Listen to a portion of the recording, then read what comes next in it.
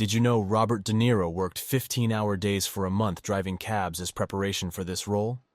He also studied mental illness, and during his off time when filming 1900, visited a U.S. Army base in northern Italy and tape-recorded conversations with Midwestern soldiers so that he could pick up their accent. Robert De Niro prepared for the role by working as a late-night cab driver in New York City, early 1975. One of his fares was a struggling actor who recognized him from The Godfather, Part 2.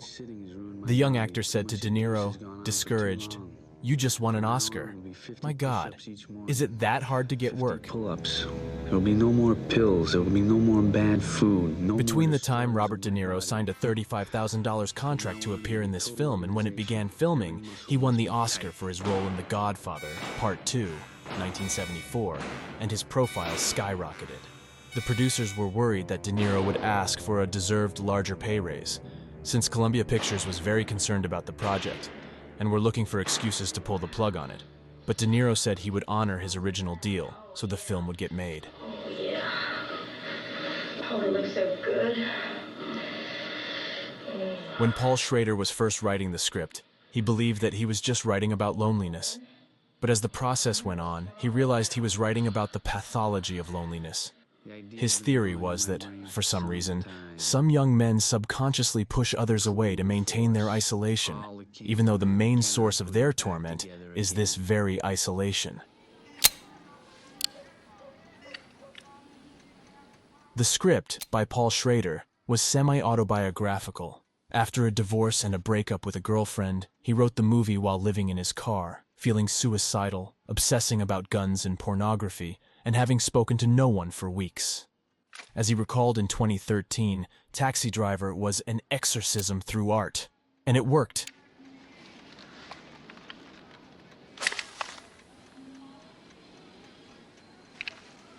Martin Scorsese has said he offered the role of Travis Bickle to Dustin Hoffman. According to Hoffman, he turned the role down because he thought Scorsese was crazy. He has since regretted his decision.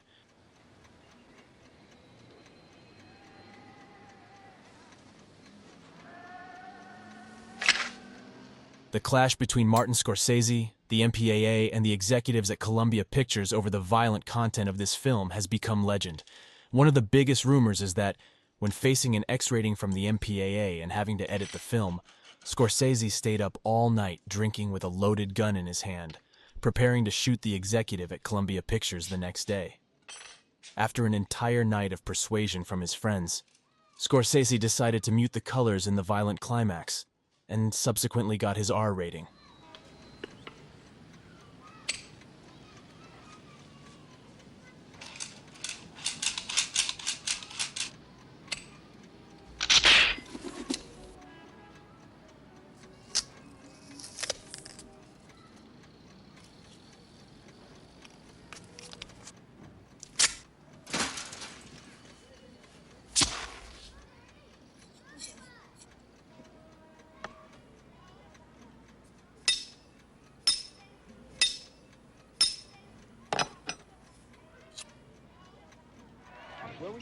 Did you know that Robert De Niro totally improvised the iconic "You Talking to Me" scene?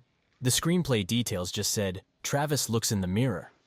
Martin Scorsese claims that he got the inspiration for the scene from Marlon Brando, mouthing words in front of a mirror in Reflections in a Golden Eye, 1967.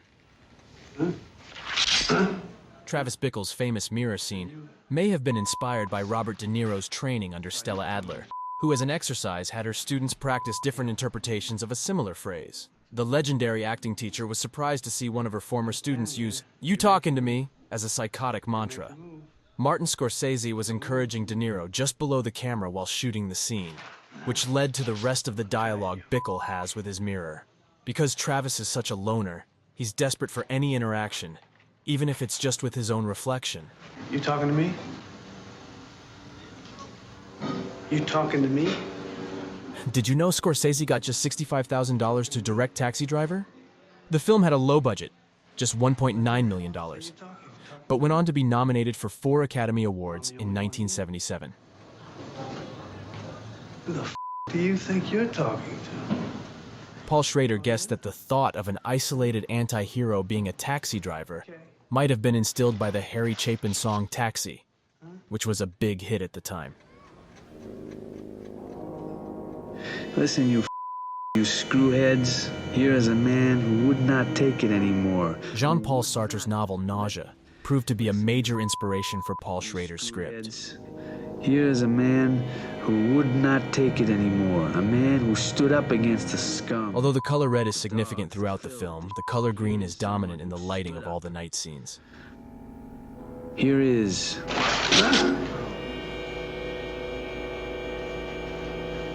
You're dead.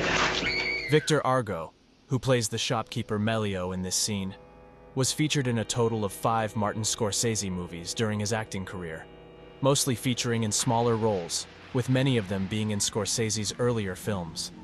Still, some of those appearances proved memorable, despite the limited screen time, such as his cameo as a clerk in this scene, where he's present during Travis Bickle's first act of on-screen violence. Hey, Travis el títere, ¿qué pasa? All right.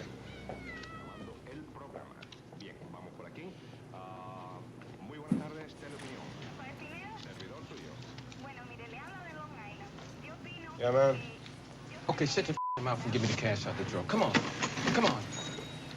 Let's go. Let's Okay, go. man, Give me the goddamn don't cash. shoot. Come I'm on. getting it, man. Stop taking so long. Come on. Let me have it. Give me the bread. This all you got? That's it. Reach in your sock and get the rest. I don't have any more money, man. Give me the rest of the goddamn That's cash. all I got. What You do you got want me to more. do? Give me more. Reach in your Silly, I fucking got no sock. money. Reach in your sock. You got more bread. That's it, man. Give me the rest of the fucking bread. Hey.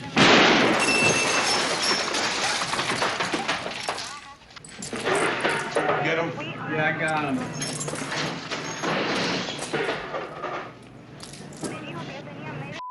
Man,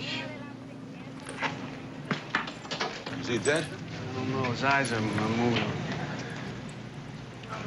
Marty, come on. Listen, I ain't got a permit for this thing. I don't know what I'm gonna do.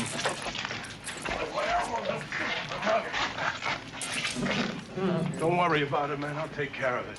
Give you some money? No, man, just get out of here. No, man, I'll take care of it. Go ahead. Mamá, te voy a joder todo, maricón. The mid-5th this year. Voy a baratar todo, mano. Voy a baratar todo, mano.